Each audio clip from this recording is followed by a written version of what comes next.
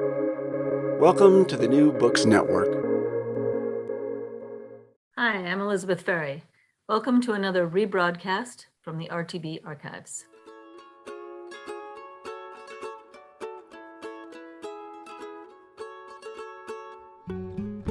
From Brandeis University, welcome to Recall This Book, where we assemble scholars and writers from different disciplines to make sense of contemporary issues, problems, and events. So I'm your usual host, John Plotz, and sitting across from me today in our cozy little coffin is the celebrated writer and scholar Sharon Marcus, who is a professor of English at Columbia and founding editor of Public Books. She's got wonderful earlier books of cultural history, which include Apartment Stories and Between Women. And now she's written a book that, among other things, uncovers the 19th century roots of a very 21st century concept, celebrity. So, Sharon, hi. Hi. It's great to have you here. So as our conversation evolves, we are going to follow the Recall This Book tradition of resurrecting an older work that has something to say about how our topic, celebrity, operates. And I see that older work sitting in Sharon's lap right now. But we're going to begin by talking about Sharon's wonderful new book from Princeton University Press, which is called The Drama of Celebrity. So, Sharon, welcome. Just can you start by telling us a little bit about the book? Absolutely. The Drama of Celebrity provides a new history and a new theory of celebrity culture.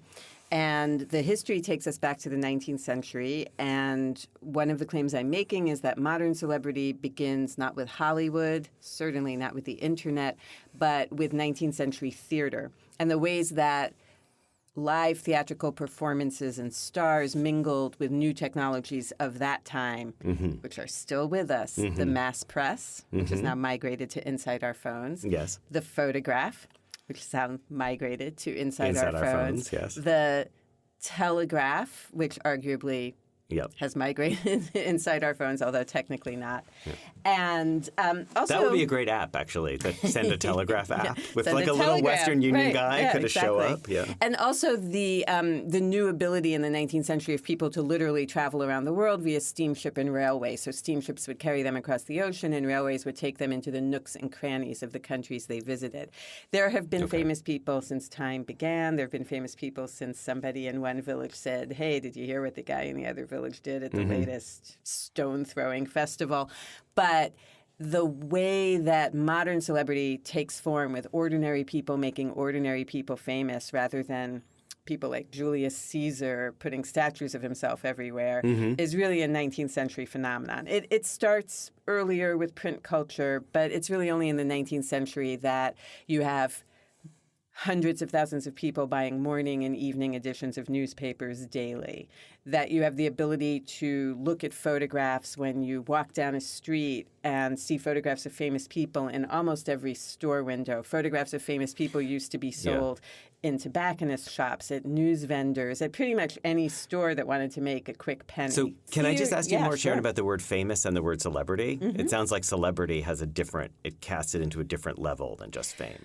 So traditionally, in the last century, fame is a more positive term. Celebrity is a more negative term. Fame connotes something lasting that you earn through worthy deeds. Celebrity, something more ephemeral that may be based on nothing. It's ironic because at its origins, the word fame comes from fama or rumor. Yeah. So originally, fame referred to the ephemeral, cheap, tawdry celebrity that we now contrast to fame today. I would also say that fame refers to lasting renown that survives the death of the person. So celebrity often is what you have while you're alive and evokes a real interest in the private life of the public person. Fame also can include that, but fame tends to have a more respectable patina around it. So this is someone who, over the centuries, we've continued to be interested in, and therefore they are famous. But I think in the present, living people can be called famous. It really is a term that's reserved more for those who people think deserve to be talked about and admired. So Einstein is famous. Kim Kardashian's a celebrity. So So I think what I was thinking of, but this really helps me, I was thinking that you were making a distinction where celebrity was the famous for being famous category, but it's not. No, I completely disagree with that whole idea. And I actually don't truck with the distinction between celebrity and fame. So that distinction I've just been describing, I think is, am I allowed to say bullshit on your podcast? You are. I think you're allowed to say a lot bullshit. of things on our podcast. I think it's basically a kind of sociological, way of assigning status and distinction. So men are famous. Women well, are that was going to be my celebrities. second question, was whether it's gendered all the way. Famous. I say even athletes can be famous, Oh. but except, maybe Right. A-Rod because he's gone out with too many female performers. But, performers are celebrities. So we don't take performance that seriously. So and also athletics I think is an interesting one because it has record books, and you could say, the enduring. Like I was just watching the World Series, and they always trot out the great names, and they do say, the famous pitchers of the past. That's really interesting. Yeah. Fame is just a way of conferring higher status, so any group that enjoys higher status in our society, men, for example, will be more likely to be called famous. And I would also say activities that are engaged in primarily by dominant groups, activities that are followed in large part by dominant groups, those tend to get called famous. Right. And anything that involves, young girls and teenage girls admiring slightly older women in their 20s, that's going to be dismissed as famous only for being famous. I mean, what has Kim Kardashian done? She just managed to have a TV show that ran for 14 seasons, found a clothing line, basically invent the contemporary use of social media, but she must just be an idiot. So it's actually not a distinction without a difference. It's a distinction that has an invidious difference in it that you're trying to call out. Exactly. Makes perfect sense. Okay, cool. So that's the history. So the theory. So, I'm an academic, so my job is to say how what I'm saying is different from what other people have said. And I'll be honest, for a while I didn't know that I had anything radically different to say about how celebrity worked. But when I had been researching for a very long time, about 8 years, and I sat back and I thought the time has really come to ask myself what of all this history and the commonalities I found between the 19th century and the present, what does that say about how celebrity works? And I do I view that differently from others? So I went back yet again and looked at the key texts. And I thought, well, here's the thing. All of these studies tend to argue that only one group is really responsible for making someone into a celebrity and defining what their celebrity means. In many cases, especially in academic studies, that group is some version of the media. That might be the press, it might be the publicity machine, it might be what Adorno called the culture industry. And the key text here actually is the source of that famous only for being famous quote that you brought out before, and that's Daniel Boorstin's The Image from the 1950s. And what he argued there is that celebrity is just a creation of the media. He's really looking at a conglomeration of like press agents, publicists, cheap journalists, not investigative reporters, but cheap journalists, gossip columnists, and people who work in Hollywood and the record industry. And he says there's nothing to any of these celebrities. They're just illusions created by this media machine. And we, the American public, have lost the ability to pierce the illusion. Yeah. So, that was one theory. The media is creating these puppets. The media are the puppeteers. Right. So the it's celebrities the are puppet the master puppets, argument. right? Yeah. And we, the public, are a bunch of idiotic pawns who just believe everything that's foisted on us. That was one theory. And I'm really only slightly caricaturing that theory. Yeah. That really is, I think, what people thought. And, it was the 1940s and 50s. They were worried about fascism, the rise of the cult of personality, the way that all of these technologies like radio and film had helped to promote fascism. And they had plenty of reason, as we continue to have, to worry that people were not sufficiently critical of celebrities. Totally. And just can I say also that I study science fiction, and the anti-communism of that period is often really kind of an anti-culture industry-ism also. In other words, interesting. The fear of like the invasion of the body snatchers version is that actually is one way. It's located transparently as an allegory about communism, but it has a flavor of the same thing. Yes, and that is interesting because there's also this implication and Adorno says this explicitly in one of his writings on the culture industry, that celebrities are all homogenized, that they're just all cut from the same cloth and they're all iterations of the same type, when in fact there's so much emphasis placed both in celebrity personae and in fandom on the distinctions between celebrities. And so many celebrities present themselves as defiant and nonconformist. Right. The kind of in reaction to that theory, scholars like Jackie Stacey and Henry Jenkins said, well, let's look at this public that's supposedly so stupid and see what they actually are doing when they engage in fandom. And what they both found, and scholars since have found, is that fans, in fact, can be very critical. They engage in lots of acts of evaluation. They form communities. They create their own art. They're quite active. And so that really laid to rest the notion of the passive fan and the passive public, but had as its blind spot the sense that it's only fans who create celebrity. Right. So we have one theory that says it's just the media creating celebrity, and of course media is a very complex entity. We had another that said it's just the public that's creating the celebrity. And Sharon, period-wise, when would you place that? Because I feel like 80s. Okay. 80s and 90s. And do you have a thought about the 80s and 90s as like an interesting time when that would arise, or Reagan era, I guess? It seems like an odd kind of wishful theory for the Reagan era, if you ask me, but it could have been an attempt to inject. We seem to be narcotized. We're just sitting at the sofa, but we're really doing something. We did, in fact, just elect a celebrity president, although Reagan had, compared to our current president, Reagan had a lot of political experience that Trump completely lacked. But I think there was a need to busting unions since 1947. Yes, and leading the charge against communists. Yes, but he had been governor of California. Sure. Yeah.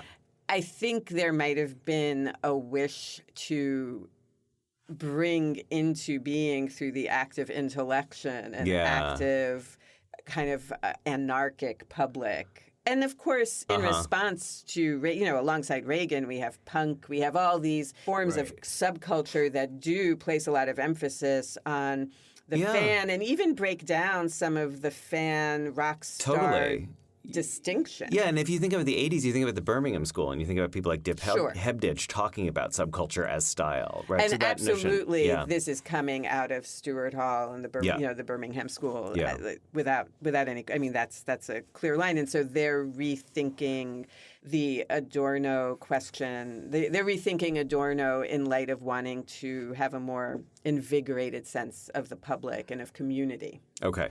And then I would say alongside all of these, there's always been a folk theory of celebrity, which says it's stars who make themselves. Yeah. And no one in academia ever gives that any credence, but it is an important vernacular theory of celebrity. So arguably you wouldn't like stars if you didn't think they made themselves, right? I mean, people have to believe that at some level, right? Depends on the kind of fan you are. Interesting. So what I realized about these theories is that all of them are right, which is why all of them are wrong. Like, yes, there is an active culture industry that's working very hard to create stars. And yes, fans are deciding whether or not they're going to take up those invitations and build them and turn would-be stars into actual stars. And I believe that most stars actually have a lot of qualities that help to make them stars, in both talent and whatever it is they do, whether that's hitting a ball or singing a song.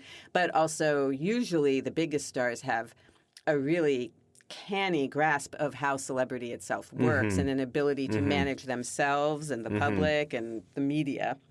But that none of these groups has the sole power to create a star. And it's actually their interactions that can constitute celebrity culture. So that's the theory. The theory is that if we want to picture how celebrity culture works, it's not one point that's this monolithic planet, like celebrity Megatron sort of making everything happen. It's a triangle, a kind of constellation with media at one point, publics at another, and celebrities at another.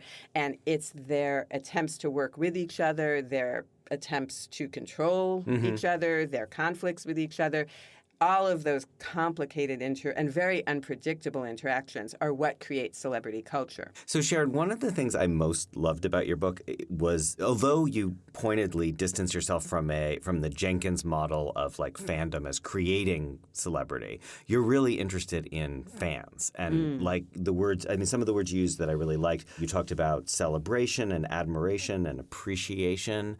Can you talk a little bit about that actual scrapbook research you did? It's totally fascinating. So I would say that book is not a defense of celebrity and fandom, but it is, wherever possible, I think it's good to push back against received wisdom. And both in reading the scholarship and talking to people about the book, it was really clear to me that people tend to think celebrities don't do anything to deserve their fame and that fans are dumb and don't think very carefully about the people that they are fans of. And, if I were focusing on the present, I would have done more sociological research, but I was really interested in the 19th century. Also, I think people tend to think that the crazy things fans do today, like stalk people or write effusive fan mail or stand around and try to get someone to sign their theater program, is all very new and recent. So in order to write the book, I felt it was really important to try to understand the fans of the past. And short of holding a seance, I wasn't going to be able to interview them. So I kept thinking, well, what would be some source that would help me understand them? And in one of those sort of research moments of serendipity, I was just looking up Sarah Bernhardt in an Ohio State University catalog, and it said that there was a theatrical album about her. So I contacted the librarian, and she said, oh, well, it's not an album only about Sarah Bernhardt. There are actually other actresses in it. I said, well, that's even more interesting because then I can see how people depicted Sarah Bernhardt in the scrapbook relative to these other actresses. And I said, do you have more of those albums? And the librarian said, oh, we have about 100 of them that we've never cataloged. I said, well, I could help you with cataloging them. I'd love to look at them. So I spent a month in Columbus, Ohio at the Lee and Lawrence Theater Institute Library looking at scrapbooks mostly from the 1880s through the 1910s. It was a real craze. Mark Twain, in fact, patented a blank scrapbook because he recognized, of course, what didn't Mark Twain scrapbook? And of course, as a celebrity, he understood that people were collecting all these clippings and photographs. And around the 1890s, new technologies enabled periodicals to incorporate much higher quality photographs. And it's so interesting to look at those theater magazines from the 1890s because they actually adopt layouts that look like scrapbook pages. So the theater magazines look like scrapbooks. The scrapbooks look like theater magazines. And are they meant to lend themselves to scrapbooking? Like, are they inviting so, yes. cutout? They show. Is that like a centerfold or something? No, what they would tend to do was two things really stood out to me. One was that they would reproduce stills of people, headshots in frames. In these very... so the frames are clearly graphic ornaments. They're not meant to look like real frames. They're meant to look like something we put in the magazine, but they instruct you to cut the picture out and put it in your scrapbook. And they also really start trying to reproduce photographs that capture the liveliness of performers. So they're moving beyond the early stages of photography where people had to stand still for many seconds or even minutes for the exposure to happen. And now there's more of an ability to capture people holding emotion. And so there's pictures of people ice skating and in the middle of executing a dance. And you start to really feel how vibrant these stage performances were. In some ways, possibly even more vibrant than certainly early cinema. And to understand why people would feel so passionately enthusiastic about these theatrical performers who otherwise I think we tend to picture as wooden and exaggerated and stiff. They weren't like that at all. These were intensely physical performers. I don't think these scrapbooks were particularly private. Some of them seem to be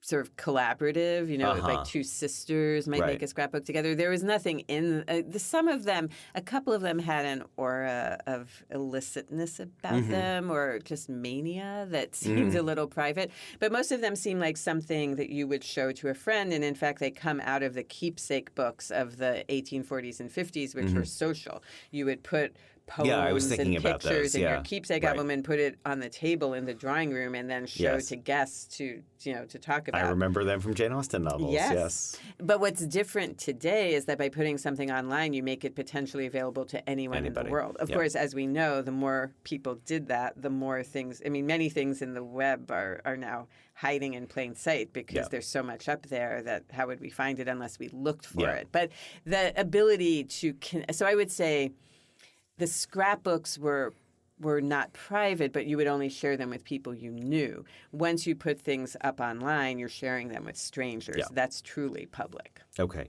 So Sharon, we've done an amazing job talking about the 19th century and connected it to the present, but the book you brought in is actually in between. It's from the Hollywood era of celebrity. So do you want to tell us about this 1977 memoir that you have? So the book I brought is Haywired by Brooke Haywood, published in 1977.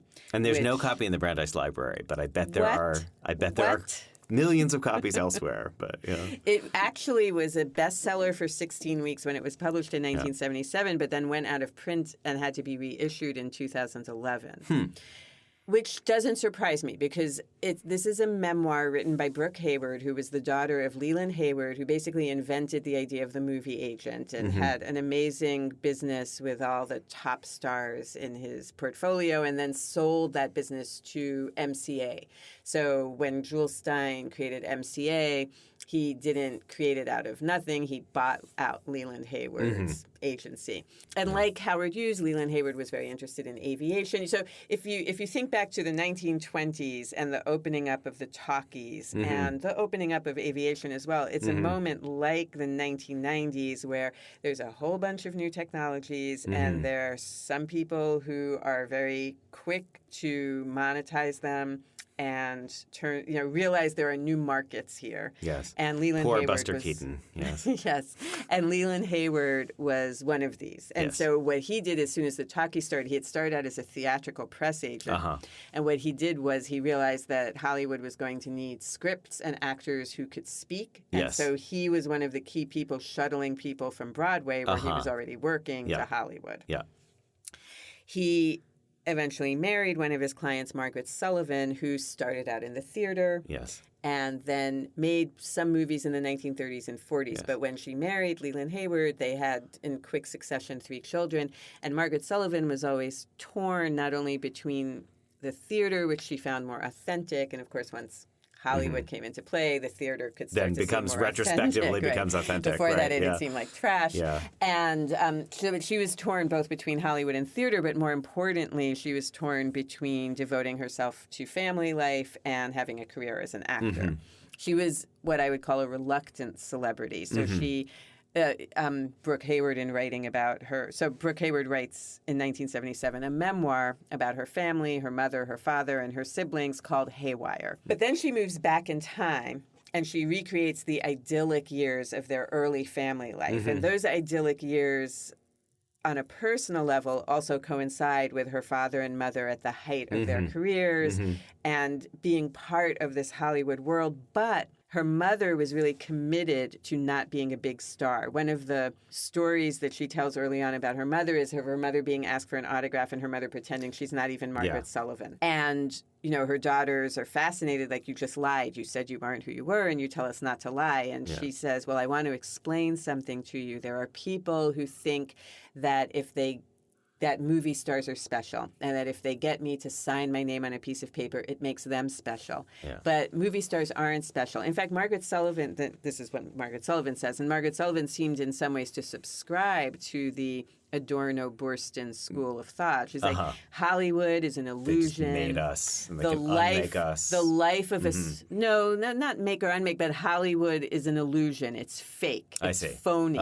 And the life of a celebrity isn't real. And I want to be a real mother to you children, and I want you to have a real life. I see. And so she actually moves them out of Hollywood to Connecticut to a farm. And that's when the marriage starts to fall apart because her husband has absolutely no desire to not be in the midst. He doesn't like Los Angeles that much, but he has to be in the midst of all where the action is. Well, anyway, Sharon, you've totally persuaded me. The book sounds amazing. And actually, that probably makes this a good time to pivot to the section that we call recallable books, where we talk about other books that we're not really going to go into in the show, but that relate, if you liked what we've been discussing today, you will also like. So you've got a contemporaneous recommendation. I have two recommendations that are connected. So if we're thinking about the 1970s and early 1980s as a moment where people start thinking about celebrity differently, I would say that with the demise of the Hollywood system, which really started studio system. Right. That with the demise of the Hollywood studio system, which started to crumble in the 50s and really collapsed in the 60s. And Brooke Haywood is looking back elegiacally at a moment that is long gone by the time she's writing in 1977. What also starts to become, I think, quite popular is the expose of the celebrity. Mm-hmm. And so my first recommendation is another book published around the same time as Haywired, Mommy Dearest by Christina Crawford. Yes, which I've never read. Christina Crawford's almost exactly the same age as Brooke Haywood. Yeah. Brooke Haywood mentions Christina Crawford's birthday parties as being the most elaborate and extravagant of any of those she attended in Hollywood. And, Brooke Haywood has some critical things to say about her parents, but basically they were good parents and she adores them. And though she says, the book has a kind of F. Scott Fitzgerald cast at the end. She says, well, we were just very careless with all the riches bestowed on us, not just with other people, but with ourselves. Yes. There's no sense in which she's denouncing her parents as bad parents. Yeah. Whereas Christina Crawford and her brother were just woefully abused by Joan Crawford. It was an open secret in Hollywood for a long time.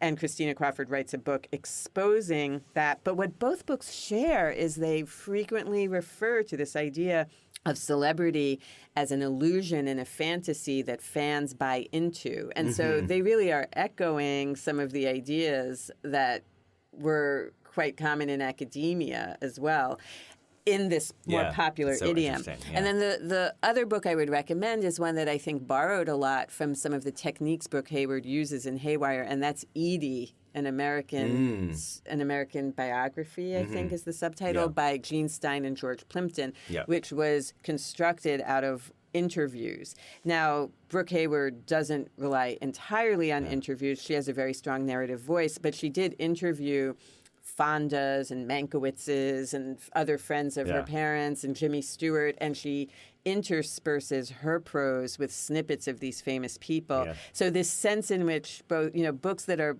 exposing the underbelly of celebrity are also trafficking in our interest in hearing the authentic words of these celebrities. It's a fine line to walk, and all of these three books are walking it. Yeah, I'm so glad you brought that up because, when I was a freshman, I had a friend who was obsessed with Edie, and I actually participated in an art project of his where we did a fake Edie. We invented a character, and then we all were, I think my role, I played his father and his chauffeur, and we had to give interviews about, in a faux Edie style. So that book made a very strong 18-year-old impression on me. That's great. So I'm actually going to plug, for my recallable book, I'm actually going to plug Margaret Talbot's book, The Entertainer. Do you know that?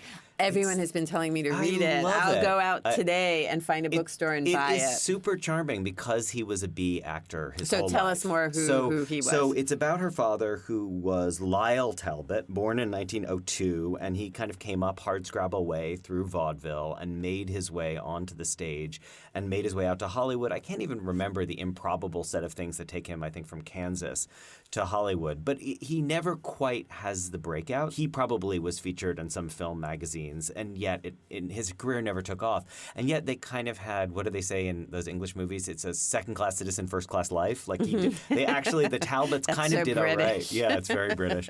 The Talbots actually did all right in the second string of celebrity. So in a way, I was going to say it was different from the books you recommended because it's not pointing the finger at the fakery of Hollywood. But actually the logic, I think, is the same, which is Margaret is saying, I happen to know her, she's wonderful, but I think Margaret is saying that they were kind of lucky to be out of the limelight. Had they gone a little bit further, their wings would have melted and they would have crashed, but instead they managed to just kind of flap along in the voiceover level of Hollywood society. Right. I think it's a little, who knows how true any of these beliefs are. I think it might be a little bit like, well, It's not so much that I'm happy glad families I'm a are beta. all right. I'm not, right. It's not so much happy families are all alike, and each unhappy family is unhappy in its own way. But unhappy families write memoirs, and happy families don't bother. Right. So Margaret is unusual in that she's writing a memoir out of like what went right, and it's interesting, and that is actually a hard thing to do, right? Because the blow ups show up better than the successes, but they make for better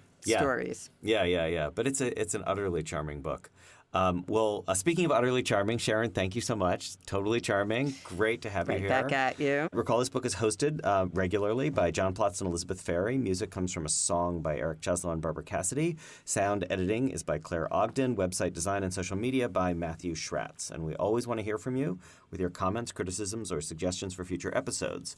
And finally, if you enjoyed today's show, and who would not enjoy talking to Sharon Marcus, please be sure to write a review or rate us on iTunes, Stitcher, or wherever you get your podcast. You may be interested in checking out past episodes, including topics like new and old media with Lisa Gittleman, opiate addiction with Gina Torrigiano, post-industrial America with Chris Wally, and recent interviews with Shishen Liu, Zadie Smith, Samuel Delaney, and most recently with Mike Lee. So from all of us here, thanks for listening.